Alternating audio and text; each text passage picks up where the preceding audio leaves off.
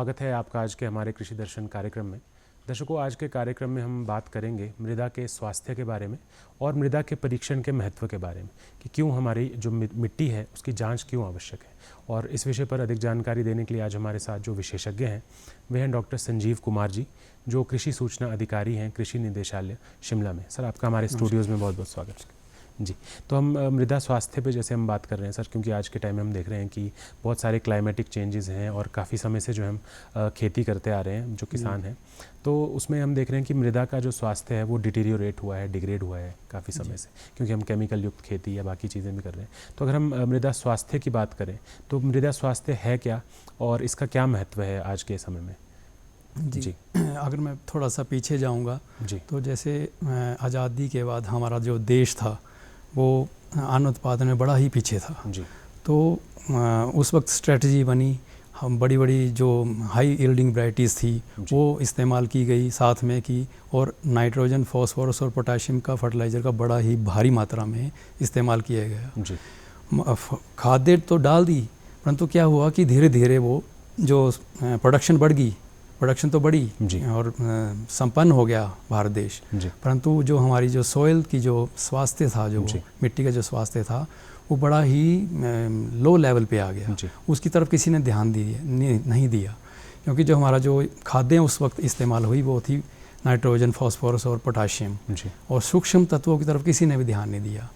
जैसे हम ये खाद्य डालते रहे तो पौधों की बढ़वाहर तो होती रही, फसल उत्पादन भी अधिक हुआ, लेकिन साथ में ही क्या हुआ कि जैसे हम नाइट्रोजन डालते हैं तो उसकी कैपेसिटी होती है कि नाइट्रोजन जो डालने से वो दूसरे जो सूक्ष्म तत्व जो पहले से मौजूद होते हैं मिट्टी में उनका अवशोषण ज़्यादा मात्रा में होता है। तो उसकी तरफ ध्यान नहीं दिया सूक्ष्म तत्वों की तरफ से, और मिट्टी डिटीरियोरेट होगी, और धीरे धीरे क्या हुआ कि अब उसके लक्षण सामने आने लग पड़े हैं, क्योंकि कुछ फिजियोलॉजिकल डिसऑर्डर्स है, कुछ बीमारियां बढ़ गई है प्लांट्स में। तो जब वो स्टडी हुई साथ साथ में तो वो सूक्ष्म तत्वों की वजह से ही ये कारण बना है कि हमने खादों का बड़ा ही इस्तेमाल किया, बहुत मात्रा में इस्तेमाल किया हुआ है जी। तो अगर जैसे हम स्वस्थ मृदा की बात करें सर और अस्वस्थ मृदा की बात करें तो हम कैसे पता लगाते हैं कि भाई कौन सी मृदा स्वस्थ है या कौन सी अस्वस्थ है?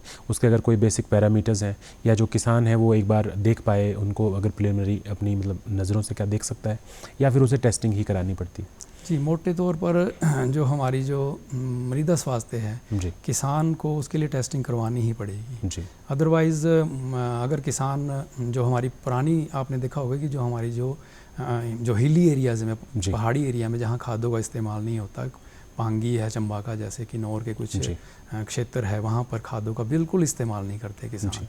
वो बोलते हैं कि वहाँ की मिट्टी खाद डालने से सख्त हो जाती है, और ये है भी ऐसा पाया गया है, क्योंकि मैंने खुद पांगी में काफ़ी समय कार्य किया हुआ है। तो वहाँ की जो मिट्टी है किसान अगर देखेगा तो भुरभुरी होगी वो, उसका जो भौतिक जो स्ट्रक्चर होगा, जो फिजिकल जो उसका टेक्सचर होगा वो बड़ी भुरभुरी होगी वो, और वो हल्की होगी, मुलायम होगी। जबकि जो दूसरी जो सॉइल खाद डालने वाली होगी वो आपको सिल्टी और क्लेई सॉइल मिलेगी।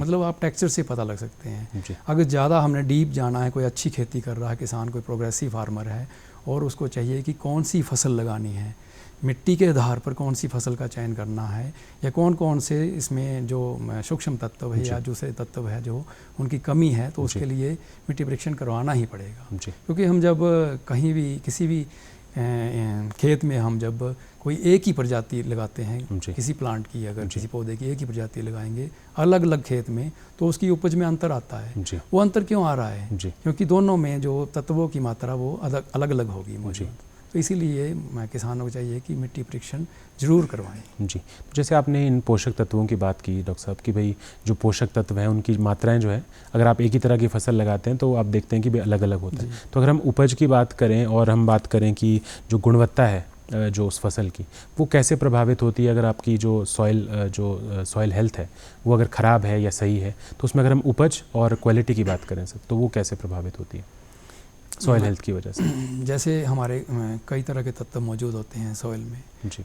उन तत्वों कोई ख़ास तत्व है, जैसे कि मैं यहाँ पर उदाहरण लूँगा, तिलहन की खेती जब करते हैं हम, जो ऑयल सीड जो हमारी फसलें हैं, सरसों है या तिल है, तो वहाँ पर उस फसल को सल्फ़र की मात्रा ज़्यादा चाहिए होती है। तो वो उस जो वो है वो जो DAP है उसी से मिलेगी, दूसरी खाद डालने से नहीं मिलेगी। तो सल्फ़र उसमें होगा, अदरवाइज़ क्या होगा कि सल्फ़र की कमी से उसकी जो पॉड होगी, जो फलियां होगी, वो खाली रह जाएगी और अच्छी उसमें सुगंध भी नहीं आएगी और इस तरह से उपज प्रभावित होती है अल्टीमेटली। और अगर हम गुणवत्ता की बात करें सर, तो क्वालिटी किस तरह से हम देखते हैं? जी, वो उसमें पॉड ही नहीं बनेंगे, सीड ही नहीं बनेंगे, तो क्वालिटी नेचुरली, क्योंकि प्रोडक्शन नहीं है तो आप क्वालिटी भी हम कहाँ से एक्सपेक्ट करेंगे। जी, तो अगर हम बात कर रहे हैं सर न्यूट्रिएंट्स की, जैसे पोषक तत्वों की आपने बात की, तो किस तरह के पोषक तत्व हैं जो एक मिट्टी के अंदर होते हैं? और अगर हम बोलें कि एक उर्वरतापूर्ण या उर्वरक वाली जो मिट्टी है वो किस तरह की होती है, कि उपजाऊ मिट्टी जिसको हम कहना चाह रहे हैं, कि उपजाऊ मिट्टी में क्या लक्षण होते हैं और कौन कौन से न्यूट्रिएंट्स मेनली पाए जाते हैं जो एक स्वस्थ मृदा बनाते हैं? जी, हम अगर न्यूट्रिएंट की बात करें तो मोटे तौर पर मिट्टी में हमारे जो 17 तरह के न्यूट्रिएंट्स होते हैं, जिसमें कि सबसे जो मुख्य जो तत्व है कार्बन, हाइड्रोजन और ऑक्सीजन है, जो कि कार्बन डाइऑक्साइड से जल और जो हमारा जो वायु है उसी से वो प्लांट ले लेता है। और ये कार्बन, हाइड्रोजन, ऑक्सीजन प्लांट में 95% जो पार्ट होता है प्लांट का, जो ठोस जो पार्ट है, वो कार्बन, हाइड्रोजन और ऑक्सीजन से बना होता है। उसके बाद बड़ी थोड़ी मात्रा में दूसरे तत्व मौजूद होते हैं। जो उसके बाद हमारे कार्बन, हाइड्रोजन, ऑक्सीजन, इसके बाद हमारे NPK है, नाइट्रोजन है, फास्फोरस है और पोटाशियम है, ये मुख्य तत्वों में आते हैं।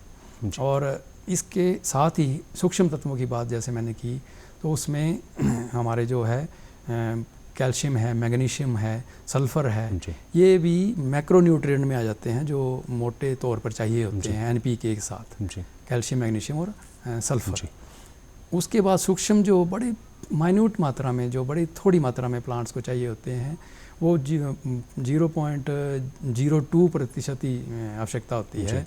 तो उसमें बोरॉन है, हमारे मोलिब्डेनम है, जिंक है, आयरन है, मैंगनीज़ है, इस तरह से हमारे टोटल ये मिला के 17 तरह के तत्व जो मिट्टी में चाहिए होते हैं। तो अगर हम नेचुरली बात करें सर, कि जैसे हम बोलें कि प्राकृतिक तौर पे क्या ये जो आपने माइक्रोन्यूट्रिएंट्स और मैक्रोन्यूट्रिएंट्स की बात की, क्या ये प्रेजेंट होते हैं सभी सॉइल्स में, या फिर जो किसान है वो उन्हें डालता है, या फिर वो अल्टर होते हैं उसके, मतलब यानी कि जो उर्वरक डालने के बेसिस पे, क्या वो अल्टर होते हैं या फिर प्राकृतिक तौर पर मौजूद होते हैं? जी, जानना चाह रहे हैं। जो फॉरेस्ट सॉइल होगी हमारी, जो हमारी जो जंगलों में जो मिट्टी होती है, वो अपना उनका प्रणाली होती है, अपना सिस्टम है उसका, वो खुद ही वो जनरेट करती है, उसमें ह्यूमस बनता है, ऑर्गेनिक कार्बन उसमें अपने आप ही, उसकी पत्तियां जो है वो गल सड़ के उसमें ऊपर की जो लेयर होती है वो ह्यूमस की बनती है, जिसमें बड़ी मात्रा में ऑर्गेनिक कार्बन होता है और प्लांट को उसकी सबसे ज़्यादा आवश्यकता होती है। उसके बाद जो उसमें न्यूट्रिएंट्स भी, पत्तों में सबसे ज़्यादा न्यूट्रिएंट्स होते हैं, तत्व होते हैं। तो वो जो मिट्टी है, वो मिट्टी का एक अपना एक सिस्टम है कि वो अपने आप ही मेंटेन करती है उसको, उर्वरता को। लेकिन जैसे हमारे खेत है, हम आलू की फसल लगाएंगे या हम तिलहन की फसल लगाएंगे, सरसों लगाएंगे, सूरजमुखी लगाएंगे, तो वो सल्फ़र की मात्रा उनको ज़्यादा चाहिए होती है, तो उसकी कमी उस मिट्टी में अपने आप ही बन जाती है। तो वो सल्फ़र हमें वहाँ किसान को डालनी ही पड़ेगी। इस तरह से हर फसल में अलग अलग तत्व चाहिए होते हैं। किसी जैसे गोभी है, उसमें मोलिब्डेनम चाहिए, अगर मोलिब्डेनम सूक्ष्म तत्व चाहिए तो बड़ी थोड़ी सी मात्रा में होता है, परंतु उसकी कमी से उसमें विपटेल बीमारी आ जाती है। इस तरह से दूसरे हमारे जैसे यूरिया, नाइट्रोजन की कमी से अगर हम गेहूं की बात करें तो उसमें जो नई पत्तियां वो पीली पड़ जाती है। इस तरह से अलग अलग जो लक्षण आते हैं। मक्की है, मक्की में अगर जिंक की कमी हो जाए तो जिंक की खास विशेषता होती है कि वो फॉस्फोरस, अगर जिंक की कमी हो जाती है तो फॉस्फोरस जो है वो प्लांट अपने आप ज़्यादा उसको अब्जॉर्ब करता है और उससे क्या होता है कि उसमें एक पॉइज़न आ जाता है प्लांट में। और आपने देखा होगा कि मक्की की फसल में जो प्लांट्स में जो बेन्स होती है, वाहिकाएँ जिसको बोलते हैं, उसके बीच में जो हिस्सा होता है वो प्लांट पत्तों का, वो सफ़ेद हो जाता है, उसमें धब्बे पड़ जाते हैं, तो वो जिंक की कमी से होते हैं। तो हर मतलब जो सूक्ष्म तत्व है उसके लक्षण हर फसल में अलग अलग देखने को मिल सकते हैं। और यानी कि जो एक कॉम्पोजिशन है सॉइल की, तो उसे हमें टेस्टिंग जो है इसलिए वो ज़रूरी हो जाती है कि भाई जो किसान है उसको पता चले, या बागवान भी है उसे पता चले कि उसकी जो फसल है वो एक्चुअली कौन सा न्यूट्रिएंट जो है वो ज़्यादा डिमांड कर रही है, या कौन सा जो उसमें एग्जॉस्ट हो रहा है। तो उसके लिए सर हम परीक्षण की देखते हैं। तो जी, इसमें ऐसा है कि जैसे हम इसको हम दूसरे उस एंगल से जोड़ें तो फिजियोलॉजिकल डिसऑर्डर आते हैं इससे, अगर पोषक तत्वों की कमी होती है फसलों में। हाँ, फसलों में। तो जैसे किसान उसको पहचान नहीं पाता है। इसको हम दूसरे एंगल से देखें तो बीमारियों के साथ कई बार क्या होता है कि किसान डीलर के पास जाता है और डीलर उसको बड़ी महंगी महंगी दवाइयाँ दे देता है कि ये कमी हुई है, ये कीड़ा आया हुआ इसमें। जबकि अगर गेहूं की फसल है या दूसरी फसल में येलोइंग हुई है, पीलापन हुआ है, तो वो उसके कई कारण हैं। पोषक तत्वों की कमी से भी हो सकता है, वो येलो रस्ट जो पीला रतुआ रोग है गेहूं में, उसकी वजह से भी हो सकता है। तो किसान को टेस्टिंग करवा के पता होना चाहिए कि इसमें नाइट्रोजन की कमी है, जिंक की कमी है, या अगर उसकी कमी नहीं है तो किस कारण से पीला हो रहा है। तो इसके लिए तब वो जो हमारे पेस्टिसाइड है उसका इस्तेमाल कर सकता है, अदरवाइज उसका पैसा ही वेस्ट होगा वो और लेबर भी लगेगी। यानी कि उसे जो उसकी जो बीमारी है, जो अपनी फसल में जो भी उसको दिक्कत आ रही है, वो उसे पता करनी होगी पहले वैज्ञानिकों से कि भाई वो किस चीज़ की वजह से आ रही है। और थोड़ा सा जो है अपने आप भी अवेयर होता ही है, किसान जागरूक होता है कि वो किस तरह से। सर अगर हम टेस्टिंग की बात पे आए हैं, सॉइल टेस्टिंग की, तो इसका जो सैम्पलिंग है वो कैसे की जाती है? क्योंकि हम देखते हैं कि सॉइल सैम्पलिंग जो है एक टीडियस सा टास्क लगता है लोगों के, भाई सैंपल लें कैसे और कहाँ से लें और किस तरह से उसको करते हैं। तो उसकी जो विधि है सर वो बताएं हमारे दर्शकों। जी, जैसे आपने बताया टीडीएस है, किसान भाई क्या करते हैं कि मिट्टी का नमूने के लिए, जैसे हमारे अधिकारी बोलते हैं, तो किसान कहीं से भी मिट्टी उठा के ले आते हैं, गीली हो चाहे दूसरी हो, क्योंकि उसमें कुछ सावधानियां रखनी होती है और जो प्रक्रिया है कैसे है उसकी, किस तरह से नमूना लेना चाहिए, तभी उसमें पोषक तत्वों का पता लग सकेगा। कई बार क्या होता है कि किसान कोई नाली है चली हुई है, कोई सिंचाई की नाली है, तो उसके साथ से सैंपल ले आते हैं, और पीछे कहीं किसी ने फर्टिलाइज़र का प्रयोग किया हुआ है तो वो उसमें मात्रा आ जाएगी, तो उसको पता नहीं लग पाएगा। इसलिए जो तरीका है सॉइल सैंपल का वो बड़ा ही ज़रूरी है। तो सबसे पहले मैं यहाँ बताना चाहूँगा किसान भाइयों को कि अगर उनके पास खुरपी है, या आजकल एक ऑगर नाम का यंत्र आता है, बड़ा ही आजकल तो उसमें अमेज़ोन या दूसरे जो हमारे जो डिजिटल जो साधन है उनसे हम ले सकते हैं, छोटी मात्रा में भी आ जाते हैं, पहले बड़े बड़े ऑगर आते थे। तो अगर ऑगर नहीं है तो एक खुरपी आती है जो हमारी, तो क्या करना है किसान भाइयों को, अपना एक जो खेत है उसको बराबर भागों में बांट लेना है। ये नहीं कि खेत में से कहीं से भी सैंपल ले आना। हमारे पास 10 हेक्टेयर अगर किसान भाइयों के पास जगह है तो एक ही सैंपल लेके आ जाए, क्योंकि उसको रिप्रेजेंट करना चाहिए पूरे 10 हेक्टेयर को। तो जगह जगह पर उसको सिलेक्शन करनी है कि कहाँ कहाँ से मैंने सैंपल लेने हैं। वो जिग जैग भी ले सकता है या रैंडमली वो सिलेक्ट कर सकता है, तो वहाँ पर निशान लगा देने हैं उसने पहले, सबसे पहले कहाँ कहाँ से मैंने सैंपल लेने हैं। और ऊपर से जो परत होती है मिट्टी की, वहाँ से जो, क्योंकि ऑर्गेनिक कार्बन मैंने बताया कि पत्तों और दूसरी जो टहनियाँ या कुछ और तरह के तत्व जो घास फूस है उसको हटाना पड़ता है, उसकी वजह से ज़्यादा आ जाता है कार्बन। तो उसको हटा के जो खुरपी है उससे अंग्रेजी का जो वी अक्षर है, वी विक्ट्री, जो उस तरह का गड्ढा कर लेना है 15 सेंटीमीटर, और उसकी मिट्टी बाहर फेंक देनी है साइड में। वो सैंपल नहीं लेना है। वी आकार का जो गड्ढा करते हैं उसमें जो मिट्टी निकलेगी उसको हम सैंपल के तौर पर नहीं इस्तेमाल करेंगे, उस मिट्टी को फेंक देंगे। और जो उसकी जो दीवारें होगी दोनों तरफ वी शेप की जो है, उसकी हमने 1 उंगल मोटी या 1 सेंटीमीटर जो लेयर निकालनी है, परत निकालनी है मिट्टी की दोनों तरफ से, और उसका 1 किलो नमूना ले लेना है। और इस तरह से हमने सारे नमूनों को इकट्ठा करके एक सूखी जगह पे रख लेना है, साफ़ जगह पे, और उसको थोड़ा सा अगर हल्की सी गीली है या मॉइस्चर है तो उसमें से नमी निकल जाए, और जब नमी निकल जाएगी तो उसका एक साफ़ जगह पे हमने ढेर लगाना है। ढेर लगा के हमने क्या करना, उसको 4 हिस्सों में बांट देना है। 4 हिस्सों में बांटने के बाद हमने उसमें से रैंडमली 2 हिस्से छोड़ देने हैं और 2 हिस्से रख लेने हैं। फिर उसका दोबारा से हम ढेर लगाएंगे, फिर 4 हिस्से बनाएंगे, और हम ये प्रक्रिया तब तक करेंगे जब तक हमें आधा किलो नमूना नहीं मिल जाता जी। आधा किलो नमूना जब मिल जाएगा हमें, तो उसको हमें एक पॉलीथीन का बैग है या सूतली जो होती है हमारी कपड़े की, उसमें डाल देना है और एक चिट डालनी है उसमें, जिसमें कि खेत का नाम है, किसान का नाम है और कौन सी फसल लगाते हैं किसान ज़्यादातर, कौन सी, क्योंकि जो टेस्टिंग होगी वो उसी आधार पर होगी कौन सी फसलें लगाई जाती हैं।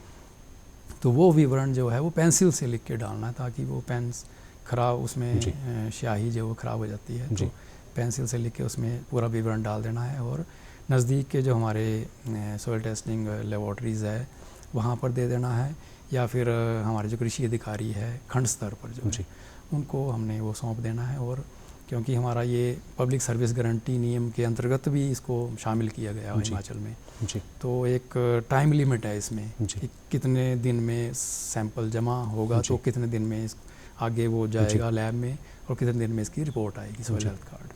जी। तो लगभग कितने दिन में जो है किसान को एक रिपोर्ट मिल जाती है अपनी ये सॉइल? 20-22 दिन में इसकी रिपोर्ट आ जाती है। जी। तो यानी कि जो किसान है वो अपना सॉइल सैंपल अपने क्षेत्रीय कार्यालय में जमा कराए और वो उस हिसाब से उसको रिपोर्ट जो है प्रोवाइड करें। तो सर जैसे रिपोर्ट आ जाती है किसान के पास, तो उसका एनालिसिस कैसे करेंगे, कौन करता है, और जो कृषि अधिकारी होता है वो किस तरह से फिर आगे जो है, क्योंकि न्यूट्रिएंट्स का जो मात्रा है वो कैसे डिसाइड करेगा कि भाई इसे जो किसान है उसको क्या चीज़ कैसे डालनी है? जी, तो इसमें जैसे टेस्टिंग होती है हमारी लैब में, तो वहाँ पर केमिकल बेस्ड रासायनिक प्रक्रिया है, अलग अलग तत्वों की अलग अलग टेस्टिंग होती है। तो हमारे जो सॉइल टेस्टिंग हर ज़िला में हमारी सॉइल टेस्टिंग लैब्स है, लाहौल स्पीति को छोड़ के, जहाँ पर हमारी मोबाइल वैन काम करती है या हमारी मिनी किट्स दी हुई है वहाँ पर। तो सॉइल टेस्टिंग परीक्षण प्रयोगशाला जो हमारी है, वहाँ पर हमारे अधिकारी है, एक स्पेशल जो हमारा डेजिग्नेटेड ऑफिसर है, सॉइल टेस्टिंग ऑफिसर, वो वहाँ पर टेस्टिंग करते हैं उस मिट्टी की, और अलग अलग तत्व की जो मात्रा है कितनी उस सैंपल में पाई दर्शाई अगर निकलती है, तो उसको वो जो एक सॉइल हेल्थ कार्ड हमारा एक प्रिंटेड फॉर्मेट में आता है, उसमें दर्शाते हैं कि जैसे कार्बन की कितनी मात्रा की कमी है। इसमें हमारे सॉइल हेल्थ कार्ड है, उसमें 12 पैरामीटर की टेस्टिंग होती है, जैसे हमारे NPK हैं मुख्य जो हमारे तत्व है, उसके बाद कैल्शियम, मैग्नीशियम, सल्फर और कुछ जो हमारे सूक्ष्म तत्व है, जिंक, मोलिब्डेनम, यानी जिस भी पोषक तत्व की कमी है जो आपके अधिकारी हैं वो उसे किसान को वो वाला जो रसायन है वो डालने के लिए, उसमें मिट्टी की हमारी इलेक्ट्रिकल कंडक्टिविटी EC जिसको बोलते हैं, कितनी उसमें विद्युत पास होती है, साल्ट पे डिपेंड करती है वो कि कितना साल्ट होगा, और साल्ट की डिपेंडेंसी पर ही हमारी मिट्टी की pH भी डिपेंड करती है कि मिट्टी एसिडिक है या अल्कलाइन है। तो इस तरह से वो सारा उसी सॉइल हेल्थ कार्ड में 12 पैरामीटर्स दर्शाए जाते हैं और किसान को बताया जाता है कि आपने पर बीघा या पर कनाल उसमें दिया होता है कि कितनी पूरी कैलकुलेटेड मात्रा होती है उसमें, किसान को कैलकुलेशन करने की कोई ज़रूरत नहीं है कि उसमें नाइट्रोजन कितनी डालनी है। तो हेक्टेयर के हिसाब से या कैनाल के हिसाब से या बीघा के, जहाँ पर जैसे चलते हैं बीघा या कैनाल, तो वो उसमें मात्रा दर्शाई होती है कि गेहूँ की फसल के लिए N इतनी, P इतनी और K इतनी, यानी कौन सा पोषक तत्व है कितना चाहिए वो पहले से आपके पैकेज ऑफ प्रैक्टिसेस में जो है वो दर्शाया भी जाता है। जी। तो सर अगर हम pH की, जैसे आपने बात की, pH मान जो है वो और ऑर्गेनिक मैटर सॉइल का, कि वो किस तरह से प्रभावित करते हैं एक मिट्टी की उपजाऊपन की बात करें हम, तो किस तरह से अफेक्ट करते हैं? जी, जैसे मैंने पहले ही बताया कि जो ऑर्गेनिक मैटर है, ऑर्गेनिक कार्बन जिसकी हम बात करते हैं, तो 95% जो है वो 95% जो प्लांट का जो ठोस भाग है वो उसी से बना होता है, हाइड्रोजन और ऑक्सीजन और कार्बन से, ऑर्गेनिक कार्बन से। तो ये बड़ा ही ज़रूरी है कि ऑर्गेनिक कार्बन कहाँ से बनता है? वो ह्यूमस जो हमारी पत्ते गले सड़े जो जैसे फॉरेस्ट में होते हैं, तो उससे वो अपने आप ही मिट्टी में शामिल हो जाते हैं। और दूसरी जो हमारी बात आती है pH मान की, तो उसमें हमारी 2 तरह की मिट्टी है। ये बड़ी ही समस्या है, पूरे भारतवर्ष में ही एक बड़ी समस्या है कि जो हमारे निचले क्षेत्र है, महाराष्ट्र है या दूसरे हमारे मध्य प्रदेश है, या हमारा जो ये सबसे करनाल वाला एरिया है, वहाँ पर जो हमारी एसिडिक सॉइल है, और एसिडिक सॉइल होने की वजह से वहाँ पर जो है नमक की मात्रा उस मिट्टी में ज़्यादा होती है। नमक की मात्रा जैसे ज़्यादा होगी तो उसकी जो इलेक्ट्रिकल कंडक्टिविटी भी ज़्यादा होगी, और वो क्या करती है कि जो हमारे जो पोषक तत्व है उसके अवशोषण पे असर डालती है। अगर एसिडिक ज़्यादा सॉइल होगी, ज़्यादा एसिडिक सॉइल होगी तो वो पोषक तत्व भी अवशोषित नहीं होंगे, मतलब वो मिट्टी में मौजूद होने के बावजूद भी पौधे उसको प्राप्त नहीं कर पाएंगे। तो इसका जो उपचार भी किया जाता है। कैसे, क्या उपाय रहता है सर इसका? क्योंकि जो हमारी एसिडिक सॉइल है उसमें नमक की मात्रा ज़्यादा होती है, तो उसको न्यूट्रलाइज़ किया जाता है।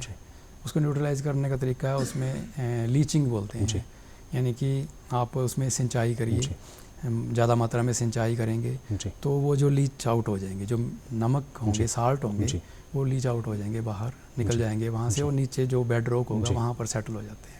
जो नीचे वाली लेयर होती हैं जो उसमें सेटल हो जाते हैं। या लाइम भी, चूना हम उसमें डाल सकते हैं, क्विक लाइम है, स्लेक्ट लाइम है, हमारा सोडा है, वो डाल सकते हैं। इसके बाद दूसरी है हमारी क्षारीय जो अल्कलाइन जो मिट्टी है, दूसरी तरफ अगर हम चले जाएं, क्योंकि pH 7 से नीचे एसिडिक और 7 से ऊपर जो है वो अल्कलाइन हो जाती है। तो अल्कलाइन सॉइल भी बड़ी मात्रा में भारत में मौजूद है। उसका इलाज भी है, उसमें जो सोडियम तत्व ज़्यादा होता है, सोडियम जो है कार्बोनेट और बाइकार्बोनेट से मिलके एक कॉम्प्लेक्स जो है कंपाउंड बनाता है, उससे भी जो अवशोषण जो है पोषक तत्वों का प्रभावित होता है। तो पौधे जो उसको नहीं अब्जॉर्ब कर पाते हैं, तो उसको जिप्सम के द्वारा हम कर सकते हैं। जी सर, तो जैसे हम मिट्टी का परीक्षण की बात कर रहे हैं सर, तो कितने समय में कराना चाहिए? अगर हम किसान बागवानों की बात करें तो कितने टाइम बाद जो है उन्हें परीक्षण करवाना चाहिए? कितना अमूमन जो मिट्टी परीक्षण जो है वो, जैसे कोई एक ही फसल लगा रहा है, गेहूँ या मक्की है, तो उसे साल में एक आधी बार उसका परीक्षण जरूर करवाना चाहिए। अगर उसको लगता है कि मेरे जो उत्पादकता है जो है उत्पादन कम हो रहा है, कमी हो रही है, तो वो 3 साल में वैसे एक बार उसको मिट्टी का परीक्षण जरूर करवाना चाहिए। जी, तो जैसे हम हिमाचल प्रदेश की बात करें सर, तो इस समय जो गवर्नमेंट स्कीम्स हैं, या हम केंद्र सरकार की तरफ से बात करें या स्टेट गवर्नमेंट से भी, तो कौन कौन सी स्कीम्स जो है इस टाइम जो है कृषि विभाग चला रहा है सॉइल हेल्थ के केसेस में? जो ये एक बड़े लेवल पे इसमें जो योजना चल रही है केंद्र सरकार से ही है। हमारा एक RKY कैफेटेरिया है, सेंटर स्पॉन्सर्ड स्कीम है, जिसमें कई तरह की अलग स्कीम है, डिजिटल एग्रीकल्चर मिशन है, समाम है, हमारा यांत्रिकरण वगैरह, फॉरेस्ट्री का है। तो उसमें ही उसका एक पार्ट है हमारा मृदा स्वास्थ्य कार्ड योजना प्रबंधन, मृदा स्वास्थ्य प्रबंधन। तो उसके अंतर्गत ये जो योजना है वर्ष 2015 से आरंभ हुई थी, 19 फरवरी 2015 से, और अब तो ये 10 साल हो चुके हैं इस योजना को। तो इस योजना में क्या है कि मुख्य जो इसका उद्देश्य है कि जो हमारी जो पहले से मौजूद जो प्रयोगशालाएं हैं उनका सशक्तिकरण करना है, उनको मजबूत करना है और मॉडर्नाइज करना जी। उसमें कोई इक्विपमेंट चाहिए या कुछ किसी भी तरह का जो साधन चाहिए तो उनको उपलब्ध करवाना है। और दूसरा, हर किसान को मिट्टी स्वास्थ्य कार्ड उपलब्ध करवाना है। और तीसरा है कि जो पोषक तत्वों की कमी है उसका निदान करना है। और ये सारा ही हमारे एक वेबसाइट है, पोर्टल है हमारा एक बनाया हुआ है, उसमें सभी जो गतिविधियां हैं उसमें अंकित हो जाती है। और वो हर जो वीकली जो है उसमें जो कॉन्फ्रेंसिंग होती है उसके माध्यम से प्रोग्रेस देखी जाती है सेंट्रल लेवल पे। जी, जैसे सर किसी किसान को या बागवान को सॉइल हेल्थ कार्ड बनाना है अपना, तो आपने एक तो कहा कि पोर्टल में जाके, और देखा जाता है कई बार कि गाँव के क्षेत्र में जो है कई जगह फैसिलिटीज़ नहीं है या कुछ नहीं है, तो वो किस तरह से आप इक्विप करते हैं? जैसे हम बोलते हैं कि अवेयरनेस प्रोग्राम्स हैं या कोई और चीज़ें हैं, या जैसे साइबर कैफ़े कहीं ज़्यादा अवेलेबल नहीं है, तो किस तरह से जो है वो किसान कर सकेंगे इसके लिए अप्लाई? जी, वैसे तो हमारे सभी डिस्ट्रिक्ट में मैंने बताया कि सभी ज़िलों में हमारी सॉइल टेस्टिंग लैब स्थापित है। लाहौल स्पीति को छोड़कर वहाँ भी काम चला हुआ है, वो जल्दी ही वहाँ भी लैब बन जाएगी। तो हमारी जो 11 जो प्रयोगशाला इस समय हर ज़िला में काम कर रही है लाहौल स्पीति छोड़ के। और इसके अलावा जैसे आपने बताया कि कई क्षेत्रों में हम किसान नहीं आ पाते हैं लैब तक, तो वहाँ पर क्या है कि हमारी जो एक मोबाइल वैन्स है जिनको जिसमें कि सभी तरह के इक्विपमेंट रखे, यानी कि घर द्वार पे जो है जाके भी सॉइल टेस्टिंग की जा सकती है और कार्ड भी उन्हें इशू जी वहीं पर टेस्टिंग होती है। और अगर किसी पंचायत की डिमांड है तो वो लिख के भी हमें दे सकते हैं। कृषि निदेशालय में हमारी जो सबसे बड़ी जो प्रयोगशाला है वो थॉर्नविला में है, और यहाँ एनालिटिकल कमिस्ट बैठते हैं, डिप्टी डायरेक्टर उप निदेशक लेवल तक के। तो उनको अपनी डिमांड दे के कहाँ पर उसकी सुविधा चाहिए तो वो वहाँ पर कैंप लगाएंगे, अवेयर करेंगे और वहीं पर किसान अपने सैंपल देंगे, मौके पर ही उसकी टेस्टिंग होगी और सॉइल हेल्थ कार्ड भी उनको दिए जाएंगे। जी, जैसे हम सर काफ़ी समय से हम देख रहे हैं कि जो युवा है वो काफ़ी मतलब पढ़े लिखे हो गए हैं और जो खेती है उससे थोड़ा सा जो है बाहर आना चाहते हैं। तो अगर हम देखें कि कोई स्वरोजगार शुरू करना चाहता है कोई युवा, तो हम सॉइल हेल्थ के केसेस में अगर हम बोलें कि एक सॉइल टेस्टिंग लैब सेटअप करनी है या कुछ है, तो उसके लिए क्या इक्विप किया जाता है युवाओं को सर? विभाग क्या उसमें फैसिलिटीज़ देता है? क्योंकि हमारी जो हमारा हॉर्टिकल्चर जो डिस्ट्रिक्ट्स है, किन्नौर है, शिमला है, तो यहाँ पर मिट्टी परीक्षण का जो हमारे ऑर्चर्डिस्ट हैं जी, मिट्टी परीक्षण, क्योंकि वो फ्रूट क्रॉप है तो 30 सेंटीमीटर तक ही उसमें जो सैंपल ले सकते हैं हम। पर जो टेस्टिंग है वो पत्तों द्वारा होती है, वो एक अलग प्रक्रिया है जो हॉर्टिकल्चर क्रॉप्स की, जो पत्तों के नमूने लिए जाते हैं जी। और उसके लिए जो प्रयोगशाला है यहाँ ज़्यादा स्थापित है जी। और कई हमारे जो युवा है उन्होंने प्रयोगशालाएँ स्थापित की हुई है। हमारे प्लांट क्लिनिक्स हैं, उसमें आत्मा स्कीम है हमारी, उसमें प्लांट क्लिनिक स्थापित कर सकते हैं हम। स्वरोजगार योजना जो स्टार्टअप है उसके अंतर्गत ये सारा आता है। तो मतलब प्राइवेट तौर पर भी किसान उनमें, यानी कि वो एक स्टार्टअप के फॉर्म में जो है उन्हें स्टार्ट कर सकते हैं। और उसके अलावा सर जैसे आपका विभाग है वो अवेयरनेस कैंप्स क्या है समय समय पे चलाता है कुछ ज़िलों में या फिर राज्य स्तर पे, तो उसके बारे में थोड़ा सा बताएं। जी, जैसे हमारा एक मृदा स्वास्थ्य दिवस आता है, वर्ल्ड सॉइल हेल्थ डे है 5 दिसंबर, तो उस दिन हम वैसे तो हमारा ये प्रोग्राम चला रहता है क्योंकि जैसे फसल कटती है हमारी खरीफ की या रबी की फसल कटती है तो उस दौरान हमने सैंपल लेना होता है, खाली जो खेत होते हैं वही अच्छा होता है कि वो अच्छा समय होता है कि सैंपल हम नमूना अगली फसल के लिए पोषक तत्वों की जानकारी ले सके। पर इसके अलावा जो हमारे जो समय है वो भी उसमें इस्तेमाल कर सकते हैं जी। और बाकी जो किसान बागवान है वो अपने स्थानीय कृषि विकास अधिकारियों से भी बात कर सकते हैं। तो सर आप हमारे कार्यक्रम में आए और हमारे किसान और बागवान भाइयों को इतना महत्वपूर्ण जानकारी दी कि वो कैसे सॉइल हेल्थ के ऊपर ध्यान दें, तो उसके लिए सर आपका बहुत बहुत धन्यवाद जी। तो दर्शकों, आपसे मिलेंगे इसी कार्यक्रम के अगले अंक में, तब तक के लिए नमस्कार।